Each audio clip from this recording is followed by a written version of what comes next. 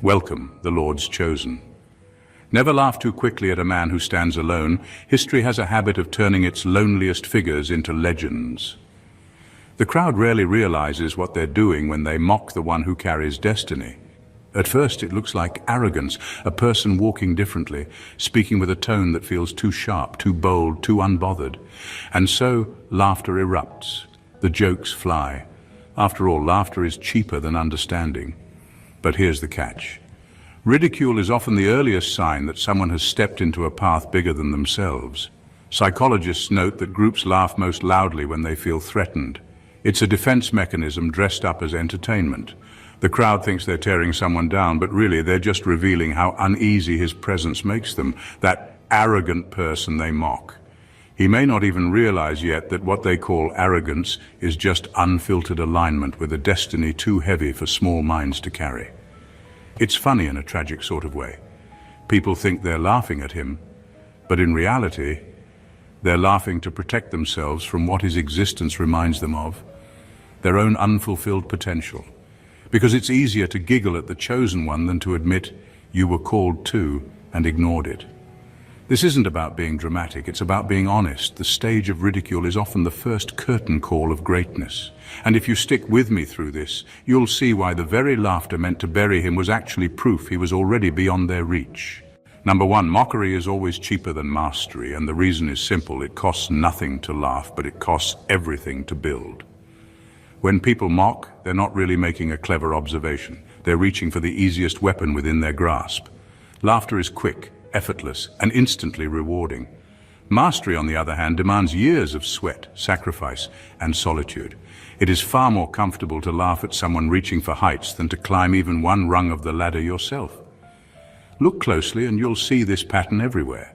The ones who sit on the sidelines find comfort in making noise because silence would expose their lack of progress. The chosen one becomes the easiest target. Not because he is weak, but because he dares to do what others quietly wish they had the courage to attempt. His difference unsettles them.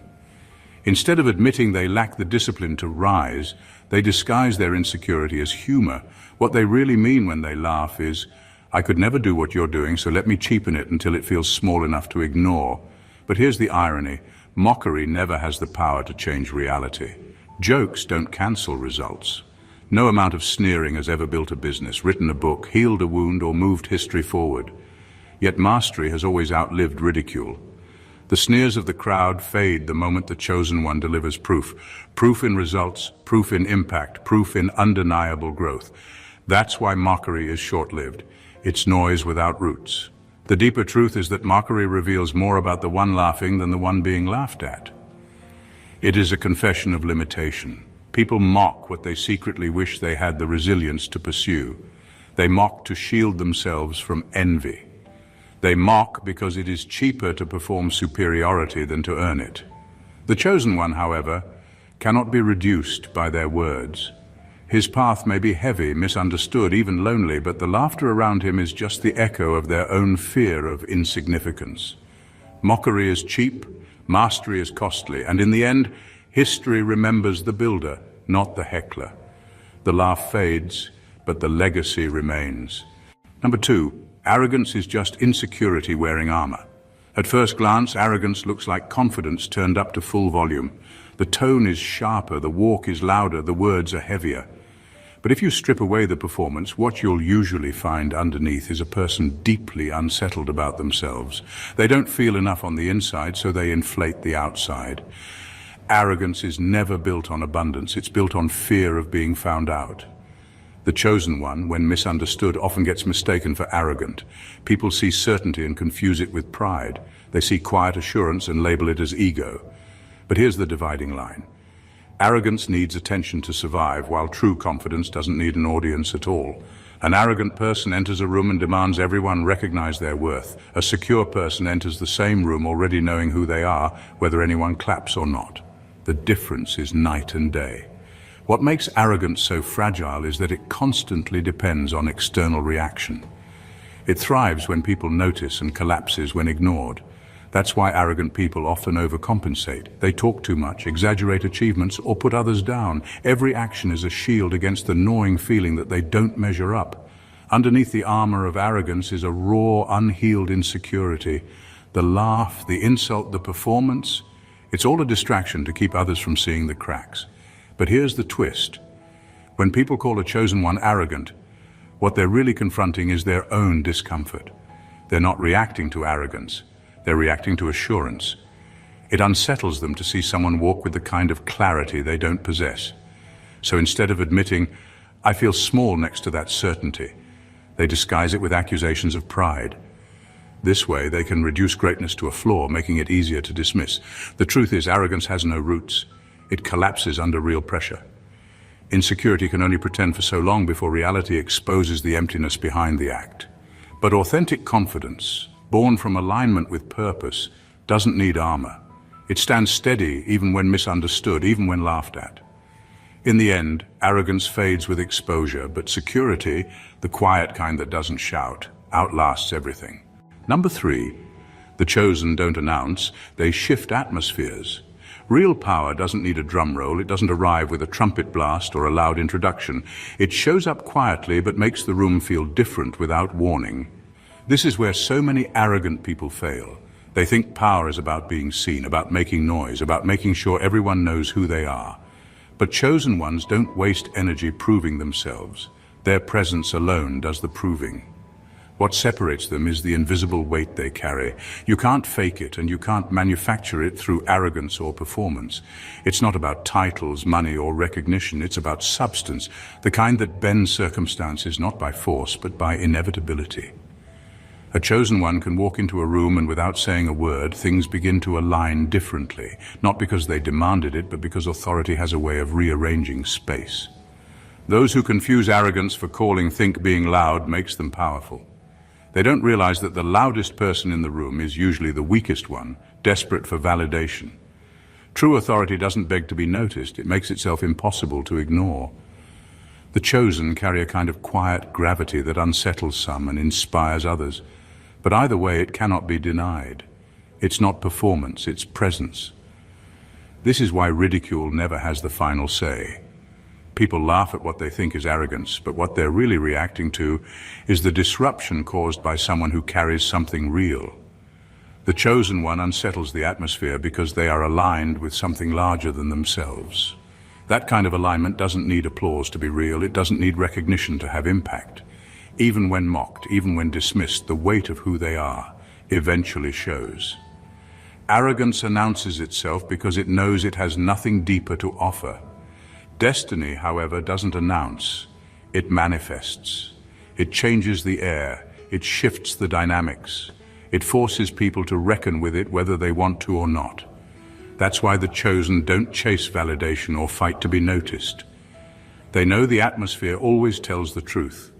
Words can be denied, actions can be misread, but the undeniable presence of real authority always speaks louder than any announcement ever could. Number 4, every laugh is a receipt of weakness. On the surface, it looks like people are enjoying themselves, like the mockery is light-hearted or harmless. But if you listen closely, laughter in this context isn't about humor, it's about hiding.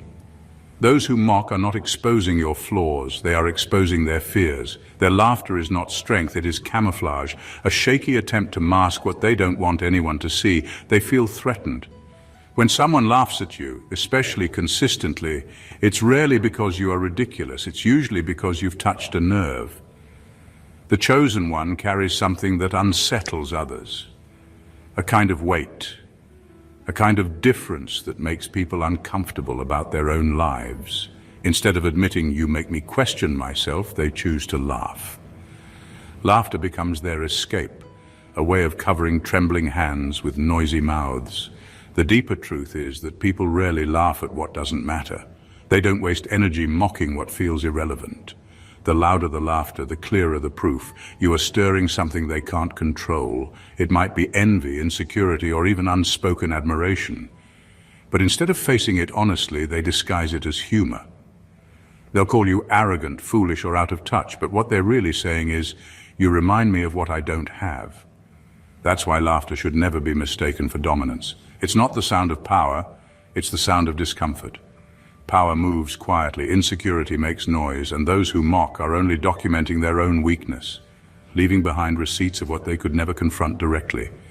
Each sneer, each chuckle, each sarcastic jab is proof that they see something in you they can't explain, can't dismiss, and can't control. In the end, the one who is mocked carries no loss. The chosen one doesn't need to defend against laughter because time always unmasks it for what it is. Jokes fade, but results stand. And when the proof of destiny arrives, the same people who once laughed will be forced to face the truth. Their laughter was never about you. It was about their trembling in the presence of something they secretly knew was real. Number 5, he confused spotlight with substance, and that is where his downfall began. The spotlight is seductive. It feels like validation, like proof that you've arrived, like the world's eyes confirming your greatness. But the truth is, the spotlight has no weight. It doesn't add strength, it doesn't shape character, and it doesn't build legacy. It only magnifies whatever is already there. If there's emptiness inside, the light will expose it. If there's substance, the light will reveal it. The arrogant mistake is believing that being seen is the same as being significant. Crowds can gather for anything, a spectacle, a scandal, or a slip-up. Applause doesn't mean alignment. It only means people are entertained. And entertainment is fickle. One day the cheers are deafening, the next day silence swallows everything. Destiny doesn't bend to those shifts. It doesn't care how loud the crowd is. Destiny only bows to the long grind of endurance, to the scars that come from sacrifice, and to the courage of staying aligned when no one is watching. That's why many who chase the spotlight burn out quickly. They have flashes of attention, but no foundation to stand on when the lights go out. Substance is built in private, in the hours of discipline, in the choices that cost you comfort, in the moments where you refuse shortcuts because you value longevity over quick applause. True greatness isn't declared by the crowd, it's forged in the unseen. The tragedy is that he mistook the roar of the crowd for the approval of destiny. He thought visibility meant inevitability, when in reality, visibility is just exposure. It shows whether you've been building something real or pretending long enough to impress people who don't actually matter to your future. The spotlight isn't evil, it's just revealing. It shines, and what's fake cracks, what's real glows. The chosen ones learn quickly that applause is a fleeting echo, but endurance is permanent proof. Sacrifice writes a story the spotlight can only highlight but never create. Alignment with purpose carries a weight no crowd can give or take away. That's why destiny bows only to those who have paid the price, not those who confuse being seen with being solid. In the end, the spotlight fades, but substance endures. Number 6. The joke always ages faster than the truth. At first, ridicule feels sharp, powerful, even convincing. People laugh, the room shakes with noise, and it looks like the one being mocked has lost. But jokes have a short shelf life. They're designed for quick entertainment, not endurance. Truth, on the other hand, carries a weight that doesn't fade with time. When the laughter dies down, when the crowd moves on, only what's real has the strength to remain. That's why ridicule always burns bright but brief. It's fire made from straw, loud, hot, and dramatic for a moment, but gone almost instantly. The chosen one, misunderstood and mocked, may feel the sting in the present, but destiny isn't measured in moments. Time has a way of filtering what matters. It strips away the noise and reveals the core. In that silence, jokes lose their power because humor doesn't build, it only distracts. Truth, however, builds foundations that even years of laughter can't erode. Think about the pattern. Those who mock never remember their words years later, but the one mocked never forgets. Ridicule is often recycled, forgettable and shallow, while truth etches itself into history. The joke doesn't age well because it was never rooted in reality to begin with. What was once considered funny becomes embarrassing when weighed against the evidence of what actually unfolded. People may laugh today, but tomorrow that same laughter becomes a reminder of how wrong they were. This is why chosen ones should never measure their worth by the volume of the ridicule. The louder the joke, the more obvious its expiration date. Time always works in favor of the real. Sacrifice, endurance, and alignment age like iron, stronger, sharper, and undeniable. Meanwhile, mockery fades like smoke, leaving behind nothing but the smell of its own emptiness. The truth never needs to compete with a joke because truth has patience. It doesn't rush to prove itself, it simply waits. And when time does its work, the mockery that once seemed so powerful looks small, desperate, and irrelevant. That's the difference. Ridicule entertains for a moment, but truth stands forever. In the end, no one remembers who laughed the loudest, only who lasted the longest. Number 7. Arrogance spends what humility invests, and that single mistake can drain a person of everything before they even realize it. Arrogance works like a reckless spender with no sense of tomorrow. It burns through opportunities, relationships, and trust as if they were endless, assuming that doors will always open and people will always stay. But arrogance forgets that every act of pride is a withdrawal, a slow erosion of goodwill and respect. It lives like credit, borrowing value without ever paying the price to earn it. Humility, on the other hand, is the patient investor. It doesn't look flashy in the moment because humility doesn't shout or demand recognition. Instead, it deposits small acts of discipline, respect, and sacrifice day after day. Those deposits compound into credibility, influence, and longevity. What looks like slowness at first is actually steady growth, growth that can't be erased by a single bad day or shifting opinion. Humility multiplies because it values foundation over show, roots over spotlight. The arrogant mistake is believing that entitlement is the same as having credit. He thought just by existing in a certain position or by being noticed, he had limitless access to favor and opportunities. But pride is expensive, and it never pays back. Every moment of boasting, every careless dismissal of others, every assumption that the world owes him something was draining the account he didn't know had limits. By the time arrogance realizes the cost, the balance is already bankrupt. Humility, in contrast, builds wealth that arrogance cannot touch. People trust the humble because humility respects the process. It honors those who helped along the way. It doesn't waste energy proving worth because it understands worth is proven in consistency, not performance. Where arrogance isolates, humility connects. Where arrogance burns bridges, humility builds them stronger. Over time, humility attracts what arrogance repels: loyalty, support, and opportunities that last. The cruel irony is that arrogance looks powerful in the short term. It gets attention, it sparks reaction, it commands the spotlight. But in the long run, it collapses because it cannot sustain itself. Pride spends too quickly, humility invests too wisely. And in the end, humility's quiet investments always outlast pride's loud bankruptcies. Number 8. Destiny isn't democratic, and that's why the noise of the crowd doesn't count. People love to think their opinions can crown or cancel someone, but calling doesn't work like that. It isn't handed out by a show of hands or decided by public approval. Destiny isn't a popularity contest. It's an assignment that arrives before the applause and survives after the ridicule. That's why mocking votes don't matter. The chosen are not chosen because they were liked. They're chosen because they were called. This truth unsettles people because it removes their imagined power. Crowds want to believe their laughter can disqualify someone, that if enough of them roll their eyes or sneer, the person they're mocking will simply collapse. But destiny doesn't need their validation to function. In fact, destiny often thrives in the very places it's mocked. The more opposition it faces, the sharper it becomes. The crowd can jeer, but the calling remains intact because it didn't come from them in the first place. This is why the chosen often seem out of step with the majority. They aren't following trends or seeking permission. They're walking out an assignment no one else was given. That kind of alignment is threatening to people who believe numbers equal truth. But numbers don't determine calling. 10,000 laughs cannot erase one real mandate. Mockery may feel loud, but it's empty noise against something rooted deeper than opinion. And here's the twist. Destiny is often confirmed by opposition. The mocking isn't proof of failure. It's a signal you've stepped outside the limits of what others think is possible. If your path could be decided by consensus, it wouldn't be destiny. It would just be preference. Real calling is immune to consensus because it comes from a source the crowd can't control. This is why chosen ones must keep their focus. They don't have to win the crowd or silence the mockery because neither has the power to undo what's already written. Destiny is not democratic, it's sovereign. And no amount of laughter, votes, or public rejection can rewrite what was placed inside you long before anyone had an opinion about it. In the end, calling outlives consensus every single time. Number 9. He mistook visibility for value, and that error is more common than people admit. In a world where attention feels like currency, being seen can trick you into believing you've arrived. The problem is that visibility is shallow.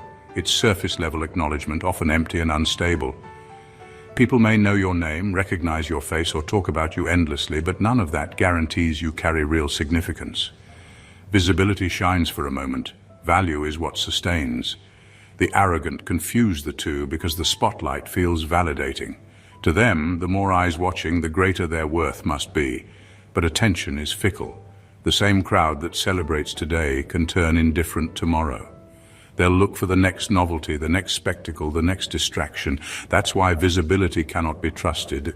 It isn't rooted in loyalty or truth, just in fleeting interest. And fleeting interest has no weight. Value, on the other hand, is measured by need. It's not about how many people notice you, it's about whether what you carry is essential. True weight comes from substance, the ability to bring something that cannot be ignored because it matters. When someone is needed, they remain relevant even when they're not in the spotlight. Their work, their presence, their influence stretches beyond applause. That's why chosen ones can survive obscurity. Even when unseen, their value doesn't diminish, because significance isn't tied to eyes watching, but to lives impacted. He thought being visible made him untouchable, but visibility without substance is fragile. It collapses the moment trends shift or crowds grow bored. The sad reality is that many chase being seen but never bother to become necessary. They collect attention like trophies but never build anything with lasting worth, and when the lights fade, they discover they were noticed but never needed. True greatness isn't about appearing everywhere, it's about mattering somewhere. The chosen understand this difference. They know weight doesn't come from being recognized but from being indispensable. That's why their value can't be cancelled. It's tied to what they carry, not how many people are watching. In the end, visibility is temporary noise. Value is permanent gravity. One fades with time, the other outlives it. Number 10. The stage exposes what training concealed, and that's the truth many arrogant people never see coming. In private, arrogance looks convincing. It can posture, bluff, and talk circles around anyone because there's no real test, no real weight applied. In theory, arrogance thrives. It sounds bold, it looks confident, it performs like it has everything figured out. But theory always collapses under the weight of reality. The moment pressure hits, arrogance shows its cracks. Training, on the other hand, doesn't need to shout. It prepares quietly, steadily, away from the crowd. It's long nights of repetition, unseen sacrifices, and discipline no one claps for. That kind of preparation doesn't always look impressive at first because it isn't glamorous. But when the stage comes, when the lights are on, the pressure is real and there's no time to fake. Training steps forward. It turns what could break someone else into undeniable proof. The difference is exposure. Arrogance depends on the assumption that it will never be truly tested. It survives in safe environments where words are enough. But the stage doesn't accept words. It demands performance, and once the demand is made, arrogance folds because it has nothing beneath the surface. What looked like confidence in theory is revealed as emptiness under pressure. That's why the arrogant often fall apart publicly. The stage is a ruthless mirror that reflects what was really there all along. For the chosen ones, though, pressure doesn't expose emptiness, it reveals depth. Their training turns the stage into confirmation. Every sacrifice, every hidden season of struggle, every lesson learned in silence becomes fuel when the spotlight arrives. The very weight that breaks the unprepared becomes proof of endurance for the prepared. That's why true authority doesn't need arrogance. It doesn't boast ahead of time because it knows the test will do the proving. In the end, the stage separates the pretenders from the prepared. Arrogance fractures under pressure because it never invested in depth. Preparation, though invisible, always cashes out when it matters most. The spotlight doesn't create greatness. It simply reveals whether you've been building it in the dark or pretending you already had it. And when the test comes, only training turns pressure into proof. Number 11. His confidence was borrowed, not built, and that's why it shattered the moment life demanded something real. Borrowed confidence always looks convincing until pressure shows up. It's the kind that leans on external things, the approval of others, temporary success, a flashy appearance, or borrowed words from someone else's wisdom. It feels strong in the moment, but it has no roots. When tested, it cracks because confidence you don't own will never carry you through storms. Borrowed confidence is easy to spot if you look closely. It's loud but shallow. It mimics the tone of real assurance but lacks the substance to back it up. It's like quoting strength without living it. That's why arrogant people often sound unshakable until reality calls their bluff. When the trial comes, when pressure closes in, what isn't built collapses. You can't rent depth, no matter how polished you look on the outside. Depth only comes from digging, from discipline, from failure, from rebuilding after loss, from paying the price no one else sees. The tragedy is that borrowed confidence feels good at first. It gives the illusion of progress, the performance of strength, but it's an expensive illusion because it leaves you exposed when it matters most. Life always asks the hard questions. Can you endure? Can you stay steady when no one claps? Can you rise again after everything falls apart? Borrowed confidence can't answer those questions. It hides, it folds, it disappears. Only built confidence, forged through struggle and persistence, has the weight to withstand them. For the chosen one, true confidence doesn't come overnight. It comes from the long, hidden grind of building what can't be shaken. Every scar, every lonely season, every lesson learned through endurance becomes a brick in that foundation. That's why their confidence holds steady. It wasn't rented, it was constructed piece by piece in silence. Borrowed confidence collapses under exposure, but built confidence grows stronger with every test. One crumbles when the storm hits. The other proves itself in the middle of it. In the end, only what is dug deep can stand. That's why you can't rent depth. You either pay the price to build it or you pay the price when it breaks. Number 12. People don't mock what's harmless, and that's the truth most people miss. Laughter isn't always about comedy. Sometimes it's a shield, sometimes it's an alarm. When a crowd mocks someone, they're not simply having fun, they're revealing that something about that person unsettled them. Mockery is rarely directed at what feels safe or insignificant. It's aimed at what threatens, what exposes, what reminds others of their own shortcomings.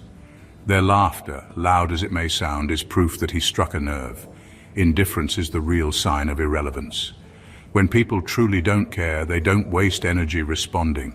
They don't laugh, they don't mock, they don't even notice.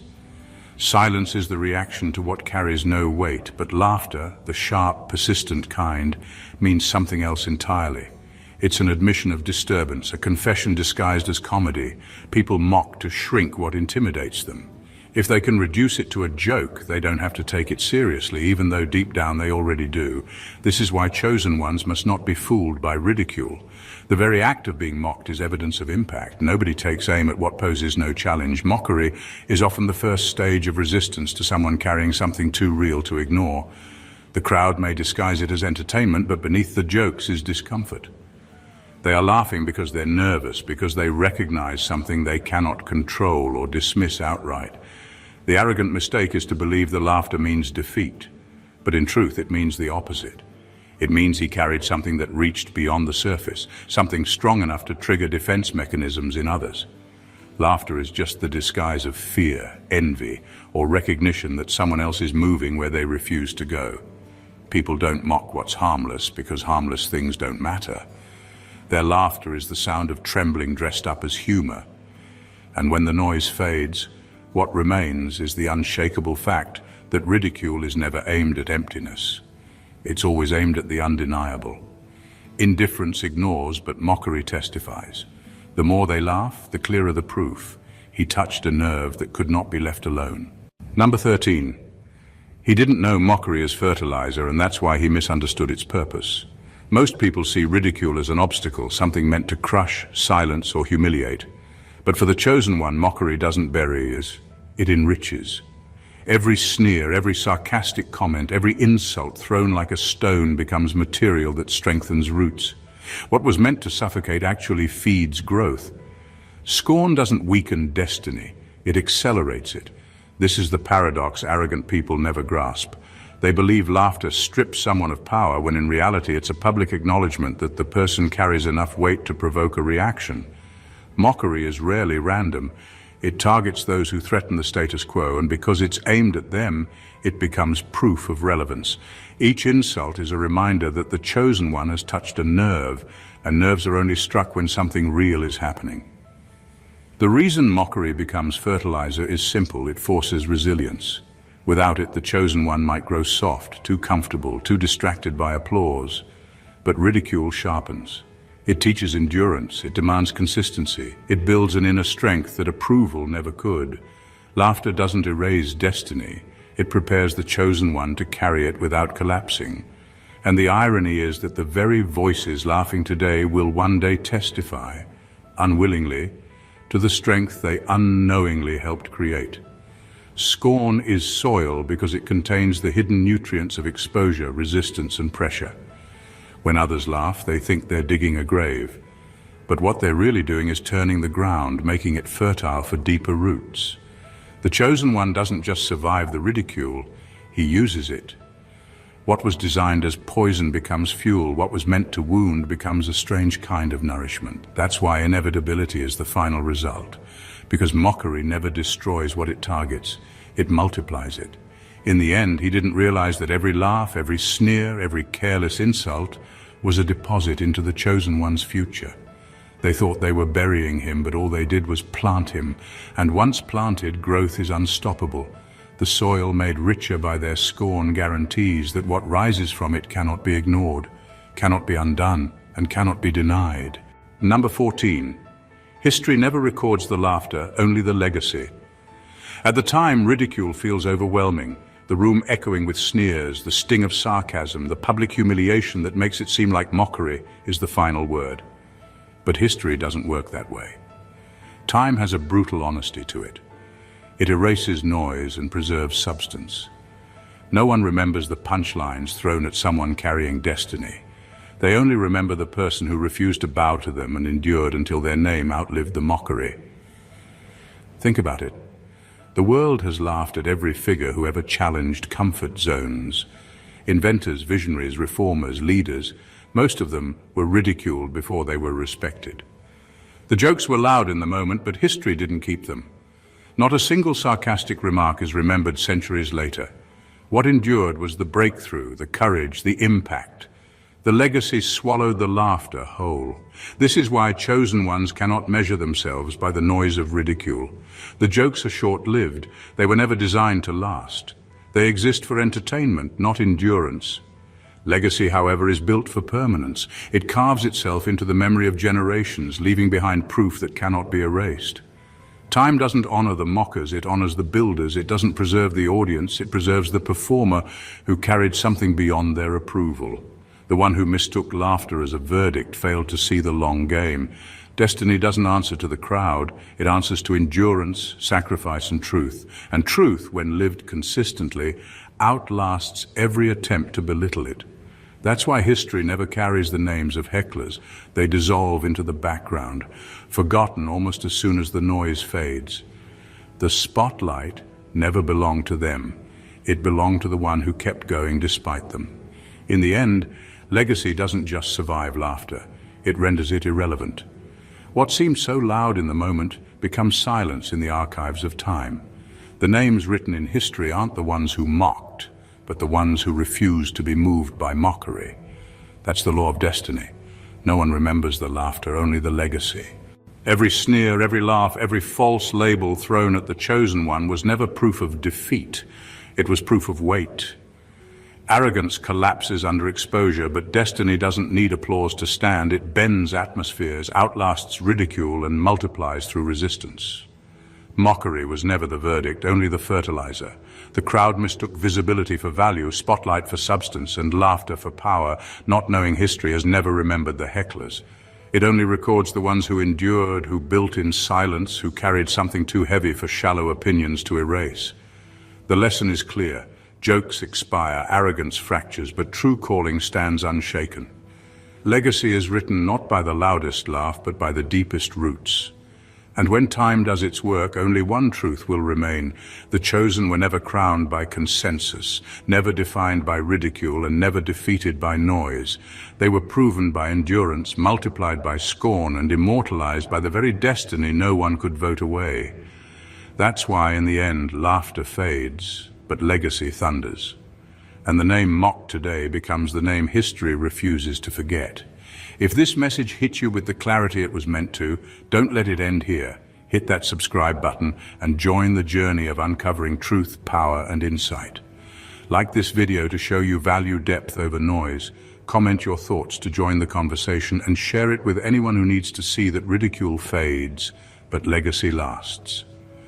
Be part of a community that sees beyond the spotlight and invests in what truly matters. Stay blessed, always.